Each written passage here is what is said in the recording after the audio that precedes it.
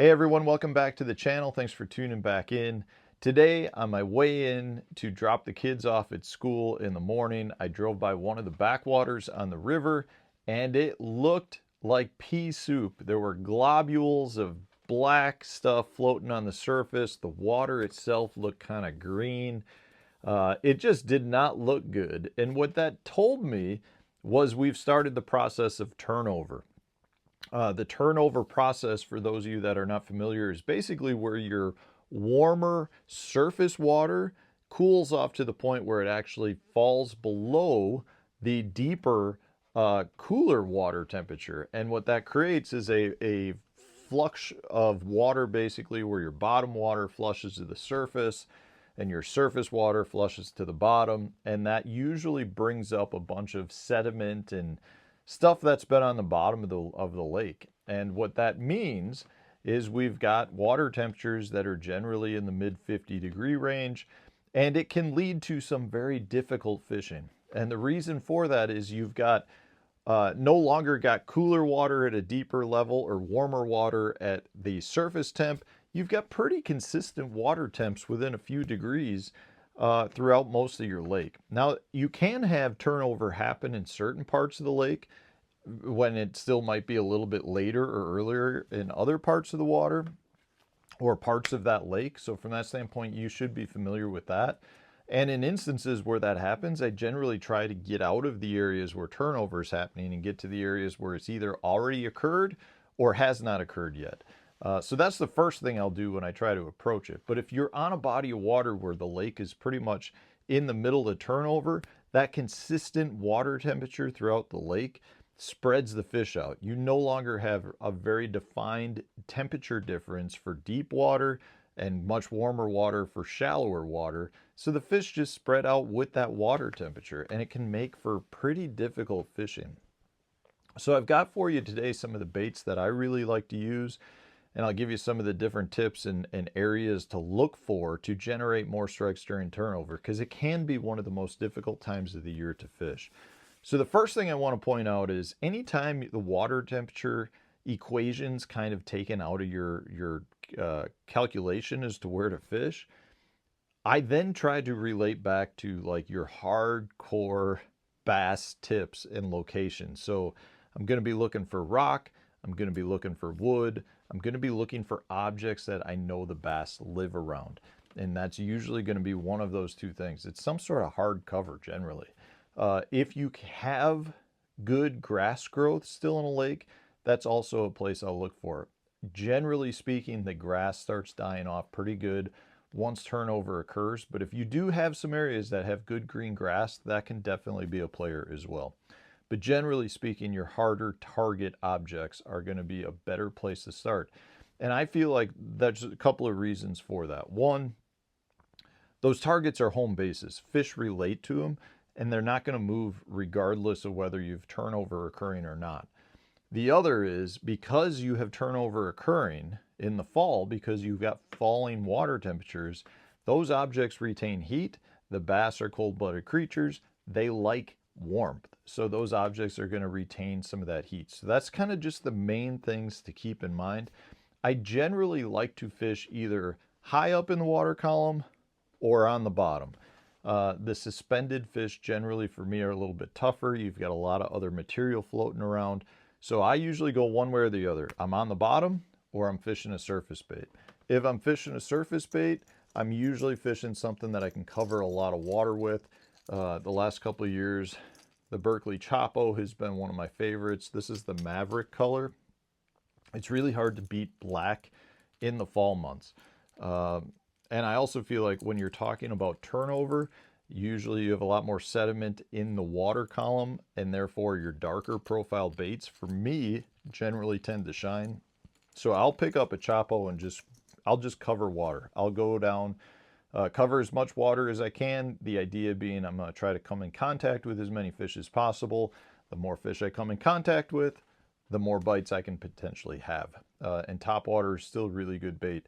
Once turnover finishes, topwater bite generally is not nearly as good. But for right now, this is kind of your last peak good prime topwater period. Now, if I'm talking about fishing around some of my hard target objects, I've got some baits that I really like to fish. One, I like a big single Colorado bladed spinner bait. This is the Picasso one of my favorite colors. I generally, like I said, like darker colors when talking about turnover. So this is the black blue with the chartreuse, and then I've got the black nickel blade on here. The reason I like a single Colorado is because I can retrieve these at a very slow speed past some of those objects. Now, because you've got cooler water temperatures, a lot of times the bass are a little bit more lethargic. I'm really trying to pull them out. The big thumping Colorado blade lets them know where my bait is. And a lot of times this is when the fish are putting on their fall feed bag. So a bigger profile bait's not a bad thing. And I just really like to if I know the targets that the fish are by, a slow retrieve big Colorado blade spinnerbait can be such a killer presentation.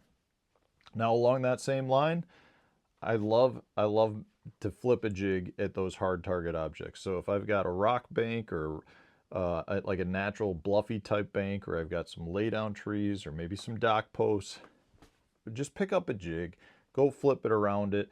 Don't work it too fast. A lot of times slow retrieve can be really good, especially in the morning. A lot of times the fish are a lot less active in the morning during this period than they are in the afternoon. But something like, this is just the Scott Canterbury. This is actually the smaller one, the little compact Canterbury flipping jig by Dirty Jigs, little 3-inch pit boss on the bottom. You know, it's not necessarily about creating big profile, but just having a bait in the strike zone, and a jig lets you get your bait in those lay down limbs, you know, in those rock cracks, and keep it there. It's one of the best times to throw a jig. Now, if the fish are deeper, this is when I love a football jig. We've talked about football jigs being just a great fall bait.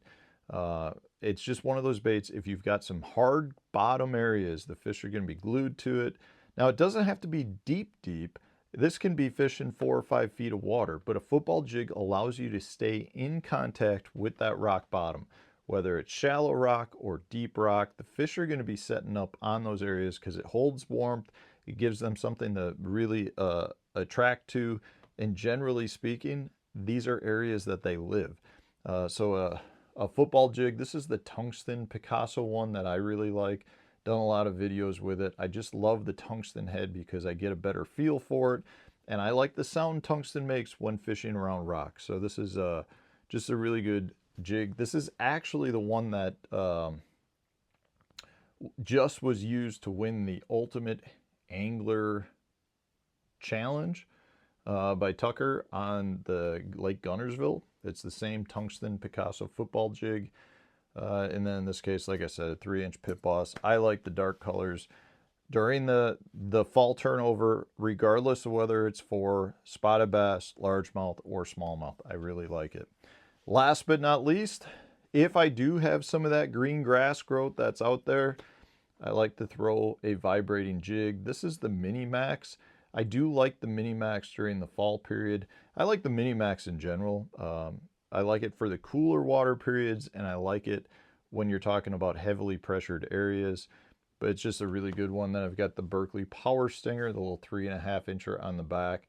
But if I've got some good green grass growth, I'm going to throw a vibrating jig through those areas. Now, there's a couple of reasons for that. And one of the reasons I like the Mini Max is because a lot of times your good grass is still up in some shallower water.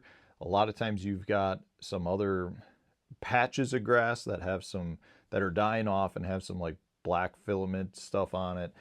I like the smaller profile because I think it comes through some of those areas cleaner. It's a little bit lighter in size, so if I am fishing shallow grass, I can keep that bait up.